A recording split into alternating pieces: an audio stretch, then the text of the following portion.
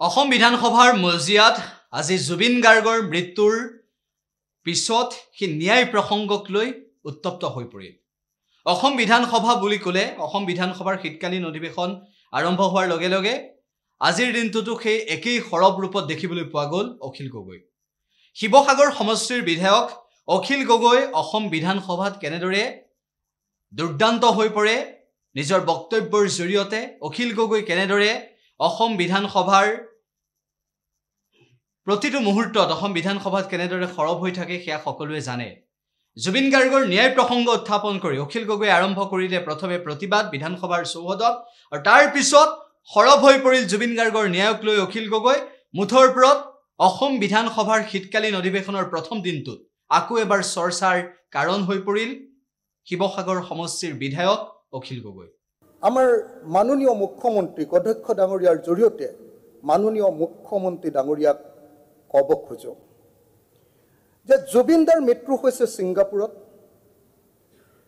আমাৰ চৰকাৰখনে তালফাল লগাই তদন্ত কৰিছে দিছপুৰত। প্ৰথম কথা, মৃত্যু হৈছে ছিংগাপুৰত, তালফাল লগাই তদন্ত কৰিছে দিছপুৰত, গুৱাহাটীত। গতিকে তদন্ত সম্পূৰ্ণৰূপে বিপথে পৰিচালিত হৈছে। প্লেচ অফ অকাৰেঞ্চত তদন্ত কৰাটোৱে হ'ল ভাৰতীয় আইন মতে তদন্তৰ মৃত্যু বা হত্যাকাণ্ডৰ তদন্তৰ মূল কথা। আজি আমি দেখিছোঁ যে তদন্তকাৰী সংস্থাই জুবিন গাৰ্গে পুৰি খাবলৈ যোৱা দোকানৰ দোকানীজনক তদন্তৰ আওতালৰ মাজলৈ মাতি আনিছে। পুৰীত কিমান দিছিলে দাম? আজি আমি দেখিছোঁ যে তদন্তকাৰী সংস্থাই বিহু কমিটিবিলাকক মাতি আনিছিলে।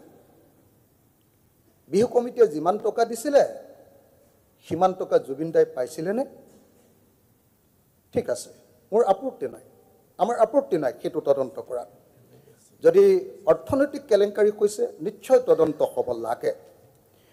কিন্তু অধ্যক্ষ ডাঙৰীয়া যি অনুষ্ঠানলৈ গৈ আমাৰ হৃদয়ৰ শিল্পী জুবিন গাৰ্গৰ মৃত্যু হ'ল, সেই অনুষ্ঠানটোৰ প্ৰধান উদ্যোক্তা নৰ্থ ইষ্ট ফেষ্টিভেল, আৰু সেই নৰ্থ ইষ্ট ফেষ্টিভেলৰ শ্যাম কানু মহন্তক যি সময়ত গ্ৰেপ্তাৰ কৰা হৈছে, সেই সময়ত সহ আয়োজকগৰাকী শ্যাম কানু মহন্তৰ পত্নীক এতিয়ালৈকে কিয় গ্ৰেপ্তাৰ কৰা হোৱা নাই?